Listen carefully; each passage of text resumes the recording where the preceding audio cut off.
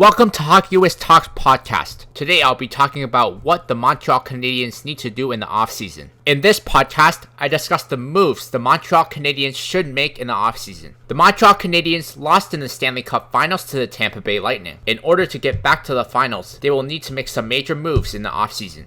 These are the moves that Montreal Canadiens should make in the offseason. 1. Trade Jonathan Drouin. 2. Add a first-line center. 3. Make trades to free up cap space. 4. Improve the defense. And 5. Trade for a backup goalie. To prevent losing Jonathan Drouin for nothing in an expansion draft, they should trade him. Jonathan Drouin is a highly talented player that doesn't fit into Montreal's system anymore, but he would be useful on the team that plays a more up-tempo style of play.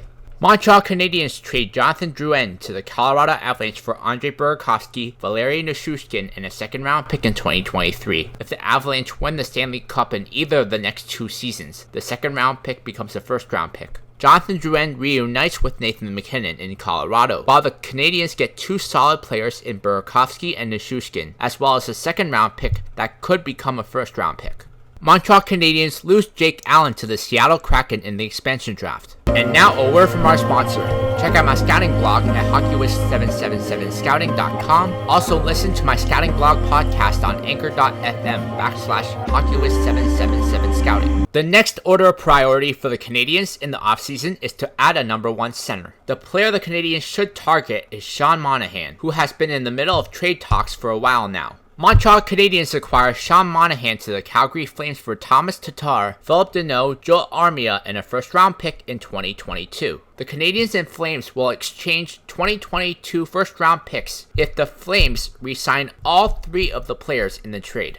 The Canadiens get Sean Monahan, a first-line caliber center, while the Flames improve their depth on their team with the additions of Tatar, Deneau, and Armia. The Montreal Canadiens make a few trades to free up some cap space. Montreal Canadiens trade Ben Chiarot and Paul Byron to the Minnesota Wild for a second-round pick in 2022 and a 5th-round pick in 2022. This trade is a cap dump for Montreal, but a heck of a steal for Minnesota, as they get 2 really good players that improve their depth and help them out for the playoffs. The Montreal Canadiens also trade Andrei Burakovsky and Valeri Nichushkin to the Anaheim Ducks for Rickard Rakell and Max Jones. This is basically a 2-for-1 deal, with the Canadiens getting Rickard Rakell from the Ducks for Burakovsky and Nichushkin. Key UFAs the Montreal Canadiens need to re-sign are Jesperi Kotkaniemi and Corey Perry. Key RFAs the Canadiens need to re-sign are Arturi Lehkonen. The Canadiens don't re-sign Eric Staal, Eric Gustafsson, and John Merrill. Montreal Canadiens re-sign Arturi Lehkonen to a 3-year deal worth $2.6 million per season, Jesperi Kotkaniemi to a 2-year deal worth $1.8 million per season, and Corey Perry to a 1-year deal worth $700K. The Canadiens now have $11.48 million to spend in free agency. In free agency, the Montreal Canadiens need to focus on improving their defense. Montreal Canadiens signed the recently bought out Ryan Suter in free agency to a 2-year deal worth $3 million per season. Ryan Suter provides a stable veteran presence on the back end with playoff experience. This should really benefit them in the playoffs.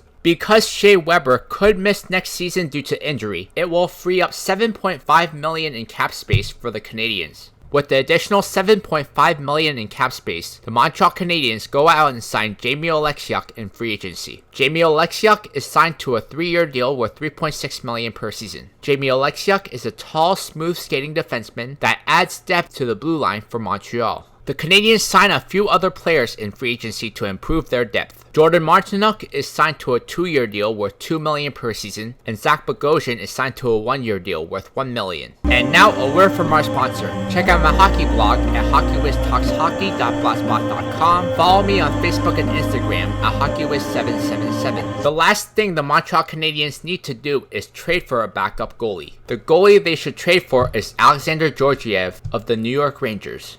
Montreal Canadiens acquire Alexander Georgiev from the New York Rangers for Charlie Lindgren and a 4th-round pick in 2021. Georgiev is a solid backup goalie that can help take the pressure off Carey Price in the regular season. Don't forget to check out my YouTube channel at Lucas Aoyang.